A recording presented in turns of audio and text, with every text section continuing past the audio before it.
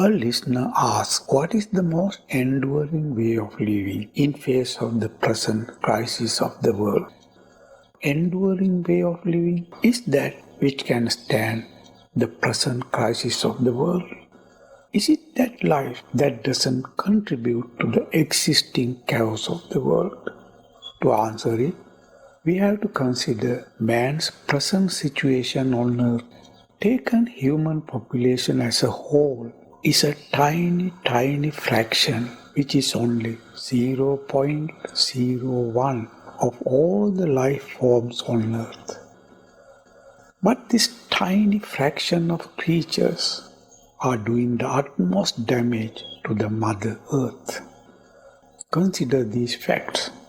By now, we have destroyed about 83% of the wild animals and half the species on Earth. We have consumed 30% of the known resources such as iron, petroleum, copper and others, leaving us scarcer resources for the future generation. We have polluted and caused great imbalance in nature's ecosystems. The more human population is, the more destruction. Green forests, grasslands are being steadily cleared away for industries and agricultural projects. The carbon dioxide level in the atmosphere is rapidly rising, resulting in major environmental issues such as global warming and climate change. The huge ice rocks in North Pole and South Pole, as well as in Himalaya mountains, have begun to melt away. The record-breaking heat waves in Australia and Europe are already the hard and fast evidences to show how much humans have changed the face of Earth. The sea level is steadily rising up. Chemical and pesticide pollution is another menace to the ecosystem. According to reports, more than 140,000 chemicals, including pesticides, plastics, etc., are being synthesized to soil and water. Each year, 10 million tons of toxic compounds are being dumped into the environment, leading to land degradation, soil salinization, and contamination of water resources. Plastic pollution is another great menace. It is also reported that about 500 million tons of heavy metals, toxic sludge, and hazardous solvents are released to global water supply. This has resulted in the problem of safe drinking water around the globe. The so-called modern society is maintained at the cost of all these irreversible and dreadful destruction to Earth. All these human activities endanger the sustainability of life on Earth. All the destructions done to the planet are coming back to us inevitably as a boomerang. Now ask yourself, how successful is the modern society run at the cost of all this destruction? A study of statistics around the world will show how globally human society is failing. Crime rates are rising high, along with drug abuse of youth, alcoholism, increase of useless people due to overpopulation, child abuse, rapes, corruptions. Where are we heading to? A well-prominent thinker says we are heading to a suicidal society, and the statistics prove it. On the top of all these disasters, an untamable pandemic is spreading all the corners of the earth, killing millions of people as if a curse of nature.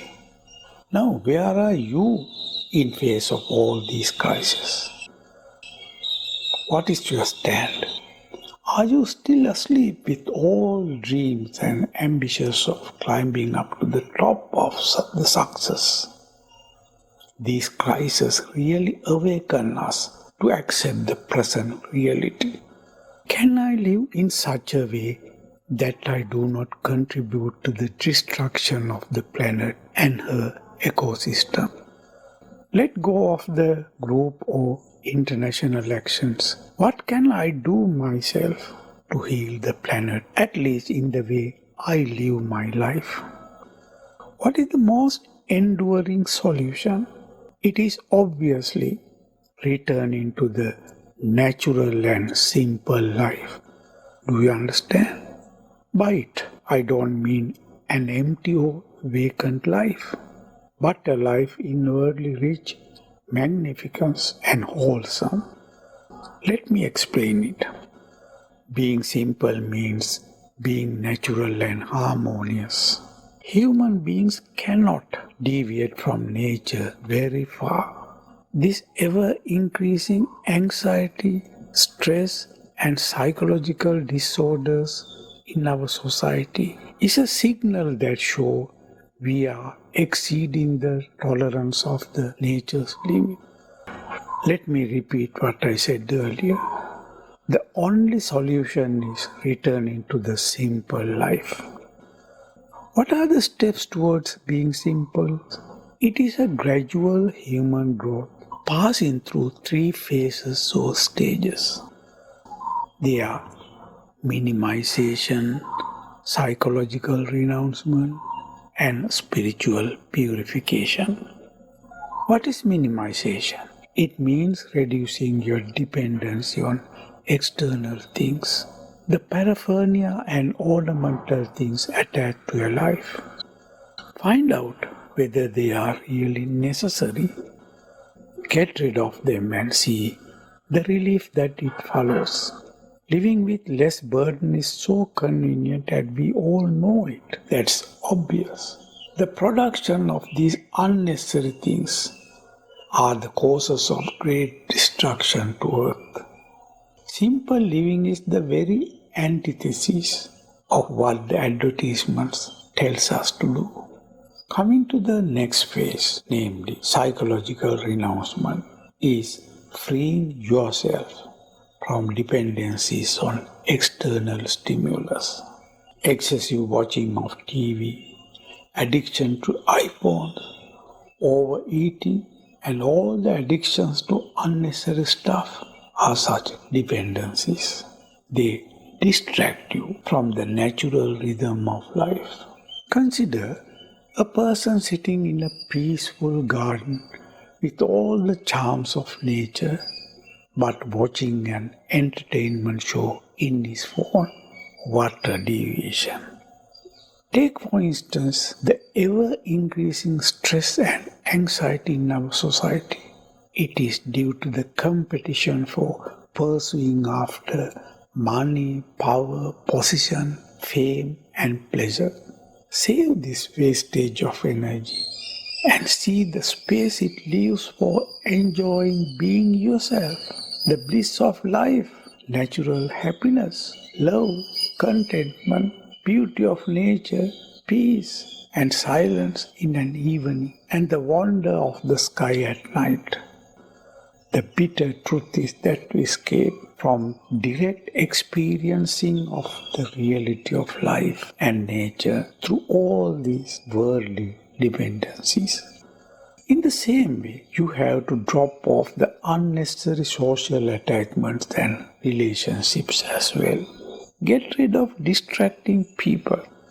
Speak less and save wastage of words. Keep a mental distance from people and see how life enriching it is. Discover your psychological and emotional dependencies on people, on work, on religion, and other possessions, and renounce them then and there to be your true self.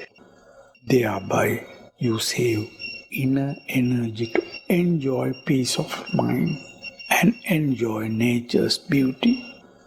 Simple living is a journey towards inner contentment, peace, and joy. Now, coming to the third phase of being simple is spiritual purification, which means cleansing of life energy and consciousness. In essence, we are energy fields. Each one of us is a flame of energy, but our energy field is constantly affected by others' energy fields. You too affect others in the same way. Have you realized that when a happy person leaves away from your immediate contact, you feel as if a part of his happiness is still remaining in you? That is how the energy field of others affect on. Apart from the effects of the people, things you see also affect you. For instance, watching evening news in TV spoils your quality of being. The quality of life energy affects your mental moods, quality of thinking, and intelligence as well. When you are filled within loving kindness, pure joy, and peace, your positive energy raises high and it emanates through your aura. Others feel it. Keeping the positive energy high is necessary for quality living. We said our life energy is polluted constantly by external people. Now, is there a way to clean our life energy? Yes, there are many methods of cleaning our life energy polluted by the world. You can discover them a lot more. For instance, one simple method is bathing. Water washes away the negative energies contacted from others. But for it, while bathing, you have to suggest intentionally the negative effects of the aura to be washed away. Other methods are walking among trees or in forests, strolling on beaches, riversides, and in natural sites. The most effective method of self-purification are meditation, contemplation, being mindful, and receiving bliss from the cosmic energy. In fact, meditation is the unconditioning process of the mind that brings you closer or in contact with the pure essence of life, or in other words, to pure consciousness. As you proceed in the process of spiritual purification, you come upon a radical transformation, which is enlightenment or peak experience. It is transcendence from the realm of becoming to the realm of pure being, which makes you really a simple and innocent hero.